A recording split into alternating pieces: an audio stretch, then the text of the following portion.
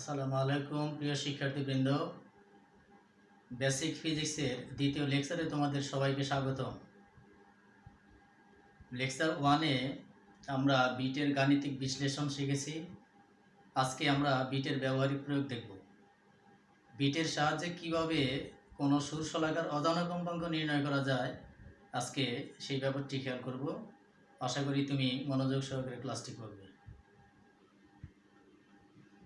বিটের সাহায্যে কোনো সুর-শলাকার অজানা কম্পাঙ্ক নির্ণয় করতে হলে একটি জানা কম্পাঙ্কের সুর-শলাকা এবং একটি অজানা কম্পাঙ্কের সুর-শলাকা প্রয়োজন। আর এই দুইটি সুর-শলাকার কম্পাঙ্কের পার্থক্য কম হলেই কেবল বিটের সাহায্যে অজানা কম্পাঙ্ক নির্ণয় করা যায়। আমরা গত ক্লাসে অর্থাৎ লেকচার 1-এ বিটের গাণিতিক প্রয়োগ দেখেছিলাম, যেখান থেকে আমরা পাই প্রতি সেকেন্ডে উৎপন্ন বিট সংখ্যা যদি n হয়, তাহলে n সমান, খেয়াল করে দেখো, f1 অন্তর f2। এখানে f1 f2-র চেয়ে বড় হতে পারে অথবা f2 f1-এর চেয়ে বড় হতে পারে। যেখানে মনে করি f1 অজানা কম্পাঙ্ক এবং f2 হলো জানা কম্পাঙ্ক। এবার যদি f1 f2-র চেয়ে বড় হয়, তাহলে আমরা লিখতে পারি n সমান f1 মাইনাস f2। সুতরাং f1 সমান লিখতে পারি f2 প্লাস n, আমরা 1 নম্বর ইকুয়েশন দিলাম। আবার যদি f2 f1-এর চেয়ে বড় হয়, তবে আমরা ওই ইকুয়েশন থেকে লিখতে পারি n সমান f2 মাইনাস f1। সুতরাং f1 সমান আমরা লিখতে পারি f2 minus n, equation number 2। 1 এবং 2 এই দুইটা সমীকরণকে যদি আমরা সমাধান করি, তাহলে লিখতে পারি f1 সমান f2 প্লাস মাইনাস n। অর্থাৎ আমরা 1 এবং 2-এর দিকে যদি লক্ষ্য করি, তাহলে অজানা কম্পাঙ্কও কিন্তু দুইটি নির্ণয় করা হচ্ছে, কিন্তু এটা আদৌ সম্ভব নয়, কারণ একটি সুর-শলাকার কম্পাঙ্ক একটি মাত্র থাকবে। কারণ সুর-শলাকা থেকে নিঃসৃত শব্দকে আমরা সুর বলি, আর সুর হতে হলে কম্পাঙ্ক থাকে একটি। লক্ষ্য করে দেখো, এই ইকুয়েশন থেকে আমরা পাই অজানা কম্পাঙ্ক f1 f2-র চেয়ে বড় হতে পারে, f2-র চেয়েও ছোট হতে পারে। এই বিষয়টা আমরা যদি একটি লেখের মাধ্যমে দেখি, তাহলে ব্যাপারটা এমন হতে পারে। লক্ষ্য করে দেখো, আমি এখানে একটা লেখ অঙ্কন করছি। এই বড় বড় হলো আমাদের কম্পাঙ্ক,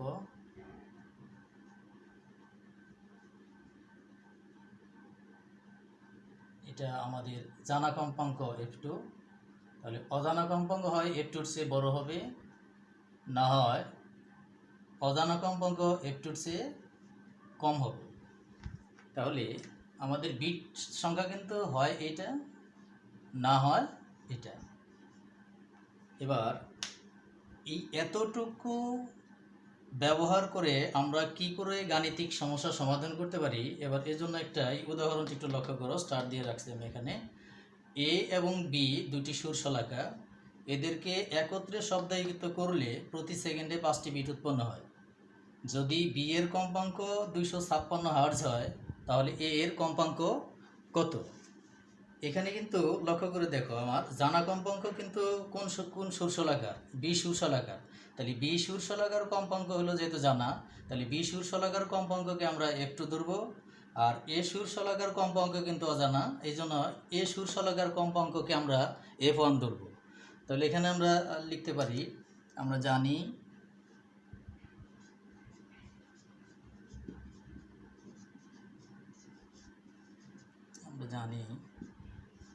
f1 সমান f2 প্লাস মাইনাস n। এখানে f2 সমান 256 হার্জ, n 5 পার সেকেন্ড। সুতরাং f1 ইকুয়াল 256 প্লাস মাইনাস 5। এটার অ্যান্সার হতে পারে 256 প্লাস 5, অর্থাৎ 261 হার্জ বা 251 হার্জ। যদি অজানা কম্পাঙ্ক জানা কম্পাঙ্কের চেয়ে বড় হয়, তাহলে অ্যান্সার হবে 261 হার্জ, আর যদি অজানা কম্পাঙ্ক জানা কম্পাঙ্কের চেয়ে কম হয় তাহলে অ্যান্সার হবে 251 হার্টজ। তাহলে এই সুর শলাকার কম্পাঙ্ক কোনটা হতে পারে? হতে পারে 261 হার্টজ অথবা 251 হার্টজ, এই দুইটির যে কোনো একটি। আশা করছি সবাই বুঝতে পারছো।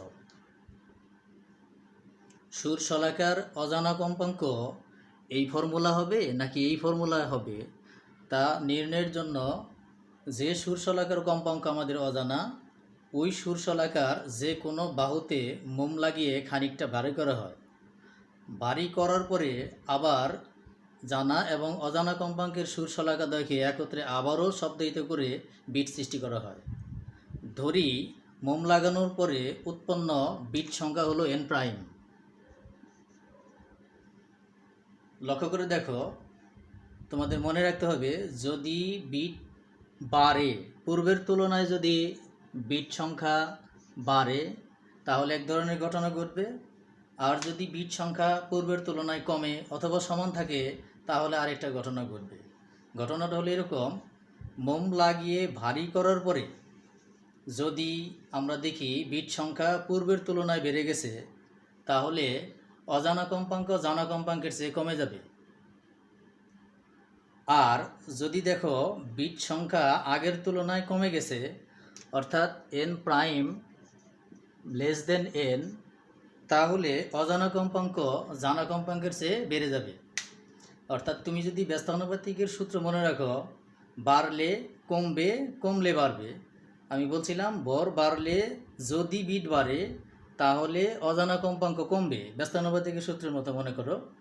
আর যদি বিট কমে আগের তুলনায় তাহলে অজানা কম্পাঙ্ক বাড়বে। এই হলো একটা ঘটনা।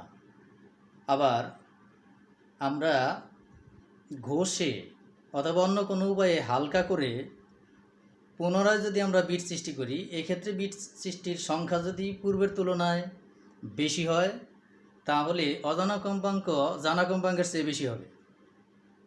আর যদি পূর্বের তুলনায় বিট সংখ্যা কম হয় তাহলে এক্ষেত্রে অজানা কম্পাঙ্কও জানা কম্পাঙ্কের চেয়ে কম হবে। অর্থাৎ এই ক্ষেত্রে কিন্তু সমানুপাতিকের সূত্রে মনে রাখলেই হবে। লক্ষ্য করো, ভারী করে বিট নির্ণয়ের ঘটনা যেটা, হালকা করে কিন্তু তার বিপরীত ঘটনা। আগে ছিল বাড়লে কমে, কমলে বাড়ে, আর এই ক্ষেত্রে বাড়লে বাড়ে এবং কমলে কমে। আর যদি সমান থাকে তাহলেও দেখা যায় অজানা কম্পাঙ্ক জানা কম্পাঙ্কের চেয়ে কমে যায়।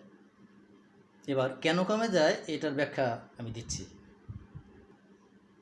মোম লাগানোর পর সুর শলাকাদ্বয়কে একত্রে শব্দায়িত করলে বিট সংখ্যা পূর্বের সমান থাকলে তোমাকে বুঝতে হবে মোম লাগানোর পূর্বে অজানা সুর শলাকার কম্পাঙ্ক জানা কম্পাঙ্কের চেয়ে কিন্তু বেশি ছিল। যত বেশি ছিল মোম লাগানোর পর ভারী হলে কম্পাঙ্ক ঠিক তত সংখ্যক কমে গেছে, তাই বিট সংখ্যার এখানে কোনো পরিবর্তন হয়নি। প্রিয় শিক্ষার্থীবৃন্দ, এতক্ষণ আমরা যে আলোচনা করলাম, আলোচনার সামারি যদি টানি তাহলে একটু খেয়াল করে দেখো কতগুলো ফর্মুলা দাঁড়ায়, যে ফর্মুলাগুলোর সাহায্যেই তোমার সৃজনশীল প্রশ্নের গাণিতিক সমস্যার সমাধান করতে হবে। আমরা প্রথমেই পেলাম যে অজানা কম্পাঙ্কের সুর শলাকার বাহুতে মোম লাগিয়ে ভারী করার পরে উৎপন্ন বিট সংখ্যা যদি পূর্বের তুলনায় বেশি হয় তাহলে কিন্তু অজানা কম্পাঙ্ক জানা কম্পাঙ্কের তুলনায় কমে যায়, যেটা 1 নম্বর ফর্মুলা। নাম্বার 2, আবার খেয়াল করে দেখো আমরা বলছি যদি ভারী করার পরে বিট সংখ্যা পূর্বের তুলনায় কমে যায় তাহলে অজানা কম্পাঙ্ক জানা কম্পাঙ্কের চেয়ে কিন্তু বেড়ে যায়। 3 নম্বর ফর্মুলা খেয়াল করো, যদি বিট সংখ্যা পূর্বের সমান হয় তাহলেও আমি বলেছিলাম যে অজানা কম্পাঙ্ক পূর্বের তুলনায় বেড়ে যায়। এটা হলো 3টা সূত্র। এবার আরেকটা জিনিস বলেছি আমি, ঘষে হালকা করলে যদি বিট সংখ্যা পূর্বের তুলনায় বাড়ে তাহলে অজানা কম্পাঙ্ক জানা কম্পাঙ্কের চেয়ে কিন্তু বেশি হবে। এটা এগুলো তোমার 4 নম্বর ফর্মুলা। আবার বলছিলাম যদি ঘষার পরে বিট সংখ্যা আগের তুলনায় কমে যায় তাহলে অজানা কম্পাঙ্ক জানা কম্পাঙ্কের চেয়ে কিন্তু কমে যায়। 6 নম্বরে বলছিলাম, যদি বিট সংখ্যা অপরিবর্তিত থাকে, অর্থাৎ আগেও যা ছিল পরেও যদি তাই থাকে, তাহলেও অজানা কম্পাঙ্ক জানা কম্পাঙ্কের চেয়ে কমে যায়।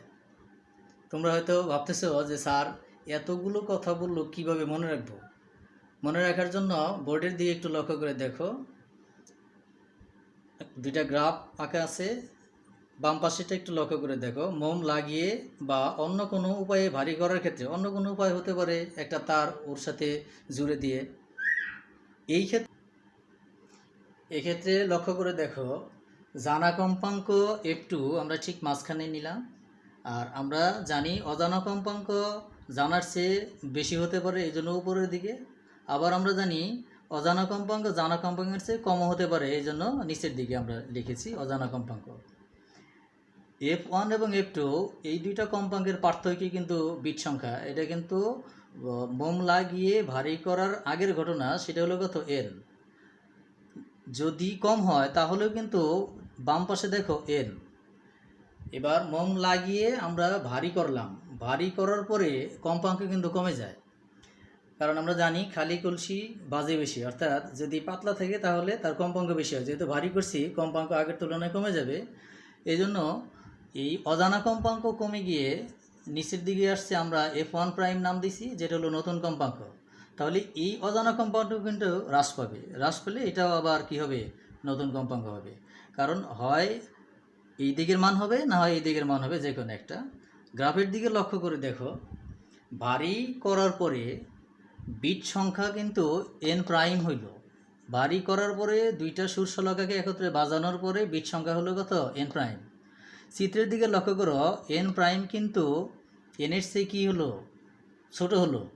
আমরা কি বলেছিলাম, যদি ভারী করার পরে পরের বিট সংখ্যা পূর্বের তুলনায় কমে যায়, তাহলে অজানা কম্পাঙ্ক কিন্তু কি হয়, জানা কম্পাঙ্কের চেয়ে বেড়ে যায়। এই জন্য দেখো, এটা জানা কম্পাঙ্ক, এটা কি অজানা কম্পাঙ্ক, মানে বৃদ্ধি আছে। আবার বলছি, যদি ভারী করার পরে বিট সংখ্যা পূর্বের তুলনায় বেড়ে যায়, ভারী করার পরে কিন্তু বিট সংখ্যা কিন্তু n প্রাইম, আর শুরুতে ছিল ভারী করার আগে উৎপন্ন বিট সংখ্যা ছিল n। চিত্রের দিকে লক্ষ্য করে দেখো, এই n প্রাইম কিন্তু এইখান থেকে এইখান পর্যন্ত এই মানটা n এর চেয়ে ছোট। আমরা বলছিলাম যদি বিট সংখ্যা পূর্বের তুলনায় বাড়ে, তাহলে কিন্তু অজানা কম্পাঙ্ক জানা কম্পাঙ্কের চেয়ে কমে। এই জন্য জানা কম্পাঙ্ক ছিল এটা, কমে গেলে নিচের দিকে নেমে কোনটা হলো আমার F1 প্রাইম, যা হলো কি নতুন কম্পাঙ্ক। ঠিক একইভাবে আমরা ঘষে যদি সুরশলাকাকে হালকা করি, তাহলে এই ক্ষেত্রে আমার অজানা কম্পাঙ্ক নির্ণয়ের পদ্ধতিটা কি, এটাও লেখচিত্রের মাধ্যমে ব্যাখ্যা করা যায়। ঘষলে কিন্তু হালকা হয়, আর যদি হালকা হয় তাহলে কিন্তু কম্পাঙ্ক কি হয়, বেড়ে যায়। ঠিক এই যে চিত্রটা লক্ষ্য করো, F2 এটা কিন্তু ছিল আমাদের জানা কম্পাঙ্ক, আর এটা ছিল কি আমাদের অজানা কম্পাঙ্ক। এটাও ছিল অজানা কম্পাঙ্ক, হয় বেশি হবে না হয় কম হবে, এই দুইটার যে কোনো একটা হবে। যেহেতু আমি হালকা করলাম, হালকা করলে কম্পাঙ্ক বেড়ে যায়, এই জন্য কিন্তু নতুন কম্পাঙ্ক কিন্তু আরও উপরে চলে গেছে, বেড়ে গেছে। ঠিক এইটা থেকেও কি হবে, এটা অজানা কম্পাঙ্ক ছিল, তাহলে এটাও বাড়বে। এখন আমরা ঘষার পরে যদি আমি বিট সৃষ্টি করি, বিট সৃষ্টি করার পরে যদি দেখি উৎপন্ন বিট সংখ্যা n প্রাইম, লক্ষ্য করে দেখো চিত্রে এই পূর্বের n এর চেয়ে কিন্তু বেড়ে গেছে। আমরা হালকা করে বিট সৃষ্টি করার পরে যদি লক্ষ্য করি যে বিট সংখ্যা পূর্বের তুলনায় বেড়ে যায়, তাহলে কিন্তু অজানা কম্পাঙ্কও কি হয়, বেড়ে যায়। এই জন্য আগে ছিল এটা, এখন বেড়ে গিয়ে কিন্তু উপরের দিকে চলে গেছে, F1 প্রাইম হইল। আবার বলেছিলাম যে যদি উৎপন্ন বিট সংখ্যা পূর্বের তুলনায় হ্রাস পায়, অর্থাৎ কমে যায়, চিত্রে লক্ষ্য করো n প্রাইম কিন্তু এতটুকু, আর পূর্বের n কিন্তু বড়, তাহলে বিট সংখ্যা হ্রাস পায়। যদি বিট সংখ্যা হ্রাস পায়, তাহলে কি হয়, অজানা কম্পাঙ্ক জানা কম্পাঙ্কের চেয়ে হ্রাস পাবে। এই জন্য জানা কম্পাঙ্কের নিচে কিন্তু নতুন কম্পাঙ্ক আমার। যদি এইভাবেও তোমাদের বুঝতে সমস্যা থাকে, তাহলে একটা শর্ট টেকনিক আছে, যে টেকনিকটা অবলম্বন করে যে কোনো মানের স্টুডেন্ট বিটের গাণিতিক সমস্যার সমাধান করতে পারবে ইনশাল্লাহ। এবার আমি সেই টেকনিকটা একটা ছকের মাধ্যমে দেখাবো, যদি মনে করো যে স্যার এতক্ষণ যা বুঝালেন কিছুই বুঝিনি, কোনো সমস্যা নাই। এখন যে টেকনিকটা বলবো এই টেকনিকের মাধ্যমে যে কোনো স্টুডেন্ট যে কোনো সমাধান আশা করি 90% আপ বিট সংক্রান্ত প্রবলেম সলভ করতে পারবে ইনশাল্লাহ। চলে, আমি বলেছিলাম যে যারা এতক্ষণ বিটের সাহায্যে অজানা কম্পাঙ্ক নির্ণয় কিছুই মনে রাখতে পারোনি, যে কোনো স্টুডেন্ট হও না কেন, এই শখটা যদি তুমি মনে রাখতে পারো এবং মনে রাখো অত্যন্ত সহজ, যেটা আমি বলে দিচ্ছি, যে কোনো স্টুডেন্ট যে কোনো সমস্যা সমাধান করতে পারবে বলে আমার বিশ্বাস। অতএব অত্যন্ত মনোযোগের সাথে আমার কথাগুলো শুনবে এবং এই শখটির দিকে লক্ষ্য করবে। দেখো, আমি এই ছকের উপরে লিখছি অজানা কম্পাঙ্কের সুর শলাকাকে ভারী করে অথবা হালকা করে বিটের সাহায্যে অজানা কম্পাঙ্ক নির্ণয়ের ছক। এই ছকটিকে আমি জাদুকরী ছক হিসেবেও বলতে পারি। দেখো, যদি এখানে লেখা আছে প্রথম কলাম প্রথম রোয়ের দিকে একটু লক্ষ্য করো, সবগুলো কলামের প্রথম রোতে একটু লক্ষ্য করো, বর, বিট, অজানা কম্পাঙ্ক, এরপরে হলো অজানা কম্পাঙ্ক নির্ণয়ের ফর্মুলা। আমি ফর্মুলাগুলোও দিয়েছি। পরীক্ষার হলে কি করে আমরা জানি লিখেই অঙ্কের অ্যান্সার শুরু করতে পারবে। বই পুস্তকগুলোতে অনেকগুলো বাংলা কথা লেখা আছে, অতগুলো কথা লেখার কোনো প্রয়োজন নেই। লক্ষ্য করে দেখো, বরের নিচে প্লাস আছে, দ্বিতীয় রোতে আসো, দ্বিতীয় রোর সবগুলোর দিকে একটু খেয়াল করো, সব কলামে বর প্লাস দেওয়ার অর্থ তুমি ভাববা এটা বর বাড়লে বিট বাড়তেও পারে, আবার কি কমতেও পারে। বর বাড়লে বিট, খেয়াল করে দেখো, বাড়ছে। বিট যদি বাড়ে তাহলে অজানা কম্পাঙ্ক কমে যাবে। তোমরা এতদিন বীজগণিতে কিন্তু ফর্মুলাগুলো শিখে আসছো, চিহ্নের গুণ, প্লাসে প্লাসে কি হয়, প্লাস হয়। তাহলে এখানে তোমার যা জানছো ঠিক তার উল্টা করে ভাববা, প্লাসে প্লাসে মাইনাস। এই মাইনাস থাকার অর্থ, কার নিচে আমি মাইনাস লিখছি দেখো, অজানা কম্পাঙ্ক মাইনাস। এই মাইনাস শব্দের অর্থ হলো জানা কম্পাঙ্কের চেয়ে অজানা কম্পাঙ্ক কমে যাবে। যে কারণে অজানা কম্পাঙ্ক নির্ণয়ের ফর্মুলাটা লক্ষ্য করো, জানা কম্পাঙ্ক ছিল কিন্তু F2, তাহলে অজানা কম্পাঙ্ক F1 সমান হবে কি, F2-র চেয়ে কমে যাবে, তাহলে F2 মাইনাস N হবে। তাহলে অত্যন্ত সহজ হওয়ার কথা। দ্বিতীয়র ক্ষেত্রে একটু লক্ষ্য করো, বর বাড়লে যদি বিট সংখ্যা কমে যায় আগের তুলনায়, তাহলে দেখো অজানা কম্পাঙ্ক প্লাস দেওয়ার অর্থ বেড়ে যাবে। আমরা এতদিন জানছি প্লাসে মাইনাসে মাইনাস হয়, এখন কিন্তু দেখো প্লাসে মাইনাসে প্লাস, যা জানো ভুলে গিয়ে উল্টা করে দাও। যদি আমি উল্টা করে দেই তাহলে অজানা কম্পাঙ্ক যেহেতু বেড়ে গেল, তাহলে অজানা কম্পাঙ্ক নির্ণয়ের ফর্মুলা F1 কী হবে, F2-র সাথে প্লাস হয়ে যাবে। এরপরে বলছিলাম দেখো, বর বাড়ার পরে যদি বিট সংখ্যা অপরিবর্তিত থাকে অর্থাৎ সমান হয়, এর অর্থ হলো আগে যা ছিল পরেও তাই হয়, তাহলেও আমি বলছিলাম কি হবে, অজানা কম্পাঙ্ক জানা কম্পাঙ্কের চেয়ে বেড়ে যাবে। তাহলে এখানে প্লাস ইকুয়াল প্লাস, তার মানে অজানা কম্পাঙ্ক জানা কম্পাঙ্কের চেয়ে বেশি হবে। এবার আসো, আমরা অজানা কম্পাঙ্কের সুর শলাকাকে ঘষে হালকা করলে কি হতে পারে, বিট বাড়তেও পারে কমতেও পারে।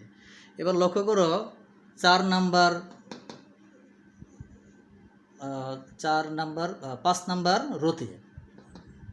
নাম্বার রোতে আসো, বর যখন কমলো, যদি কমার পরে বিট বাড়ে তাহলে আমরা অজানা কম্পাঙ্কের নিচে চিহ্ন দিলাম কি, প্লাস। তার মানে অজানা কম্পাঙ্ক জানা কম্পাঙ্কের চেয়ে বেড়ে গেল। অর্থাৎ তুমি এতদিন জানছো মাইনাসে প্লাসে মাইনাস, আর এখন ওই যে আগেই বলছিলে উল্টা করে দাও, মাইনাসে প্লাসে কী হলো, তাহলে প্লাস হলো। অজানা কম্পাঙ্ক তাহলে নির্ণয়ের ফর্মুলা কী হবে, জানা কম্পাঙ্কের চেয়ে বেশি হবে। এবার বর কমার পরে যদি বিট সংখ্যা কমে যায় তাহলে অজানা কম্পাঙ্ক কমে যাবে, মাইনাসে মাইনাসে প্লাস না হয়ে কী হবে, মাইনাস হবে। তাহলে অজানা কম্পাঙ্ক নির্ণয়ের ফর্মুলা কী হবে, F1 সমান, যেহেতু কমে যাবে তাহলে মাইনাস হবে F2 মাইনাস N। আর যদি বর কমার পরে বিট সংখ্যা কোনো পরিবর্তন না হয়, আগের সমানই থাকে, তাহলে মাইনাস ইকুয়াল মাইনাস। এই ক্ষেত্রেও অজানা কম্পাঙ্ক জানা কম্পাঙ্কের চেয়ে কম হবে। তাহলে আশা করি তুমি যদি এই জাদুকরী ছকটা মনে রাখো তাহলে 90% অ্যাভাব তুমি বিটের গাণিতিক সমস্যা সমাধান করতে পারবে। এতক্ষণ আমরা অজানা কম্পাঙ্কের সুর শলাকাকে ভারী করে বা হালকা করে আমরা অজানা কম্পাঙ্কের সুর শলাকাকে ভারী করে বা হালকা করে আমরা বিটের সাহায্যে অজানা কম্পাঙ্ক নির্ণয়ের পদ্ধতি শিখলাম। তোমার মনে প্রশ্ন থাকতে পারে, জানা কম্পাঙ্কের সুর শলাকাকে ভারী করে বা হালকা করে আমরা কিভাবে অজানা কম্পাঙ্ক নির্ণয় করব। এবার সেই বিষয়ের একটা ছক তোমাদের সামনে তুলে ধরি। এবার দেখো, জানা কম্পাঙ্কের সুর শলাকাকেও ভারী করে বা হালকা করে আমরা বিটের সাহায্যে অজানা কম্পাঙ্ক নির্ণয় করতে পারি এবং এর জন্য যে ছকটি অত্যন্ত সহজ ছক, তোমার ঘাবড়ানোর কোনো প্রয়োজন নেই। তুমি খেয়াল করবে আগে যা করছো ঠিক তার উল্টা। এবার লক্ষ্য করে দেখো, জানা কম্পাঙ্কের সুর শলাকার বাহুতে মোম লাগিয়ে ভারী করার পরে যদি বিট সংখ্যা পূর্বের তুলনায় বাড়ে তাহলে অজানা কম্পাঙ্ক বাড়ে। তুমি এতদিন যা জানছো এবার তাই ফর্মুলা, প্লাসে প্লাসে প্লাস। দেখো আমি যখন অজানা কম্পাঙ্ক করছি তখন কিন্তু প্লাসে প্লাসে এখানে মাইনাস, ঠিক তার উল্টা হয়ে গেছে। তাহলে অজানা কম্পাঙ্ক কি হবে? যেহেতু বেড়ে গেছে অজানা কম্পাঙ্ক, তাহলে একটু প্লাস হবে। ঠিক যদি ভর বাড়ার পরে বিট সংখ্যা আগের তুলনায় কমে যায় তাহলে অজানা কম্পাঙ্ক কমে যাবে। ঠিক আগের ঘটনা ঠিক উল্টা, প্লাসে মাইনাসে কিন্তু এখন মাইনাস, তোমার জানা যে ফর্মুলা, তাহলে এক্ষেত্রে কমে যাবে। তাহলে অজানা কম্পাঙ্ক এখন সমান কী হবে? f2 minus n। যদি ভর বাড়ার পরে বিট সংখ্যা এক্ষেত্রেও সমান হয়, চেঞ্জ না হয়, তাহলেও দেখা যায় অজানা কম্পাঙ্ক পূর্বের তুলনায় কী হয়? কমে যায়। তাহলে প্লাস ইকুয়াল এখন হয়ে যাবে মাইনাস। আগে লিখছি প্লাস ইকুয়াল প্লাস, তাহলে এক্ষেত্রে ফর্মুলা যেহেতু এখানে মাইনাস, অজানা কম্পাঙ্কের নিচে কিন্তু মাইনাস, মাইনাস মানে কমে যাওয়া। তাহলে f1 সময় কী হবে? f2 থেকে n বাদ যাবে। এবার যদি আমি জানা কম্পাঙ্কের সুর শলাকাকে ঘষে হালকা করি, হালকা করার পরে বিট উৎপন্ন করি, তাহলে ঘটনাটা একটু লক্ষ্য করো। এবার আবার আসো 5 নাম্বার রোতে। যদি হালকা করা হয়, বর মাইনাস মানে কি? হালকা করা হয়, হালকা করলে যদি বিট সংখ্যা বাড়ে তাহলে অজানা কম্পাঙ্ক কমে যাবে। তাহলে মাইনাসে প্লাসে কিন্তু তুমি কি জানো? মাইনাস। দেখো এবার ঠিক আগের অজানার বিপরীত হয়ে গেছে। যদি এখানে মাইনাস, তাহলে অজানা কম্পাঙ্ক কী হবে? জানা কম্পাঙ্ক ছিল f2, এটা থেকে আরও কমে যাবে, এই জন্য মাইনাস n হলো। এবার দেখো, যদি বর কমে এবং এতে বিট সংখ্যাও কমে তাহলে কিন্তু অজানা কম্পাঙ্ক বেড়ে যাবে। তার মানে তুমি জানো মাইনাসে মাইনাসে প্লাস হয়, ঠিক আগের বিপরীত হয়ে গেছে। যদি প্লাস হয় তাহলে অজানা কম্পাঙ্ক জানা কম্পাঙ্কের সাথে বেড়ে যাবে, এই জন্য প্লাস দিয়ে আমি n লিখলাম। আর যদি দেখো বর কমছে, ঘষার পরেও বিট সংখ্যা কোনো চেঞ্জ হয় নাই, তাহলেও অজানা কম্পাঙ্ক কী হয়? এক্ষেত্রেও বেড়ে যায়। যেহেতু এখানে অজানা কম্পাঙ্কের নিচে প্লাস, এর অর্থ দাঁড়াইছে কম্পাঙ্ক বেড়ে যাবে। তাহলে ফর্মুলা অত্যন্ত সহজ, বেড়ে গেলে এখানে দেখো f1 সমান কী হবে? f2 প্লাস n হবে। এই হলো আমাদের বিটের সাহায্যে অজানা কম্পাঙ্ক নির্ণয়ের জাদুকরি ছক তথা নির্ণয়ের ফর্মুলা। এখন এতটুকু যদি তুমি মনে রাখো, আমি বারবার বলছি, ইনশাল্লাহ তোমার ঘাবড়ানোর কোনো প্রয়োজন নেই, পারবে। আগামী ক্লাসে আমরা সৃজনশীল পদ্ধতিতে বিটের ব্যবহারিক প্রয়োগ দেখব, যেটা তোমরা সবসময় কামনা করো। পরীক্ষায় কিভাবে পারবো সেই বিষয় নিয়ে সমাধান দিব। আমি লেকচার 3 অর্থাৎ 3 নাম্বার লেকচার শোনার আমন্ত্রণ জানিয়ে আজকে এখানেই শেষ করছি।